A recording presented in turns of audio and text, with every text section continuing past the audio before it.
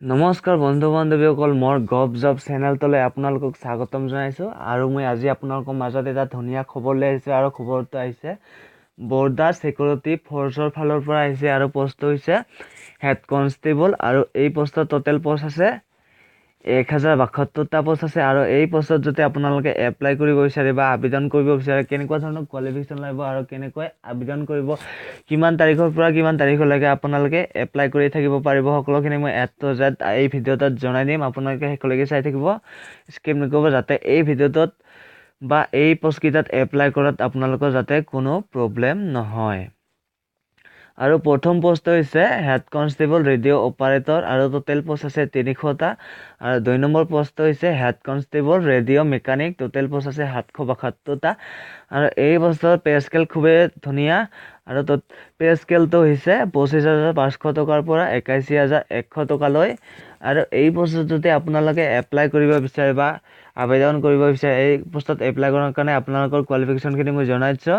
Matriculation আৰু equivalent board recognised board থাকিব লাগিব। আৰু 2 বছৰীয়া ইণ্ডাষ্ট্ৰিয়েল ট্ৰেইনিং ইনষ্টিটিউটৰ হ'ব লাগিব বা ITI ট্ৰেইনিং কৰা হ'ব লাগিব যিকোনো বিষয়ত, যেনে ৰেডিঅ' আৰু টেলিভিছন আৰু ইলেক্ট্ৰনিক আৰু কম্পিউটাৰ অপাৰেটৰ আৰু প্ৰগ্ৰেমিং এছিষ্টেণ্টত থাকিব লাগিব, বা ডাটা প্ৰিপেৰেশ্যন আৰু কম্পিউটাৰ ছফ্টৱেৰ ৱেলিঙৰ বিষয়ত, আৰু জেনেৰেল ইলেক্ট্ৰনিক আৰু ডাটা এণ্ট্ৰি অপাৰেটৰ হ'ব লাগিব।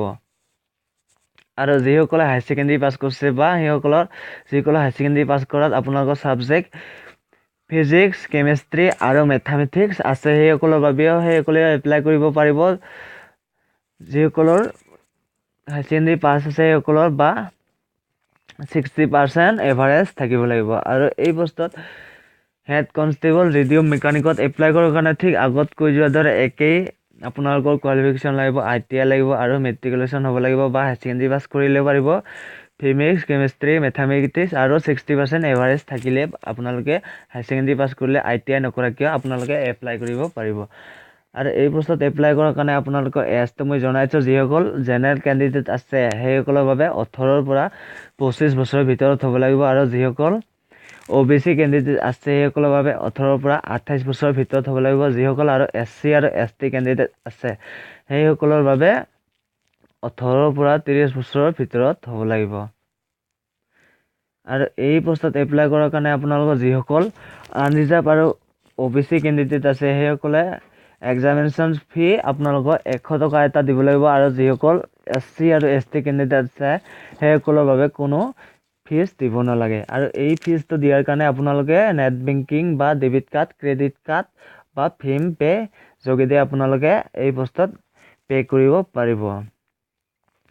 আৰু হাউ টু এপ্লাই, আপোনালোকে কেনেদৰে এপ্লাই কৰিব, এই পষ্টত এপ্লাই কৰাৰ কাৰণে আপোনালোকৰ এটা বৰ্ডাৰ ছিকিউৰিটি ফ'ৰ্চত অনলাইন যোগে এপ্লাই কৰিব লাগিব। আৰু এটা অনলাইন যোগে এটা লিংক দি দিব আপোনালোকক, সেই লিংকটোত যাই আপোনালোকে এপ্লাই কৰিব লাগিব।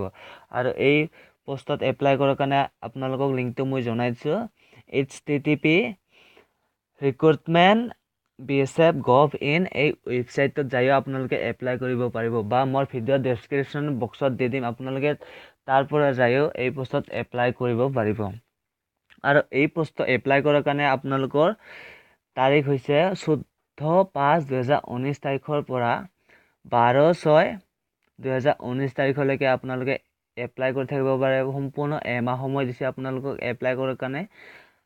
আৰু আজিৰ ভিডিঅ'টো এইখিনি আছিল। যদি এই ভিডিঅ'টো চাই যদি ভাল লাগিল বা খবৰটো পাই যদি ভাল লাগিল, প্লিজ লাইক কৰিব আৰু কমেণ্ট কৰিব, শ্বেয়াৰ কৰিব আৰু ছাবস্ক্ৰাইব কৰিব একেবাৰেই নাপাহৰিব, যাতে এনেকুৱা ধৰণৰ নতুন নতুন ভাল ভাল চাকৰি খবৰবোৰ যাতে আগতীয়াকৈ পায় যাতে আৰু এপ্লাই কৰিব পাৰে। আজিৰ ভিডিঅ'টো এইখিনি আছিল। ধন্যবাদ।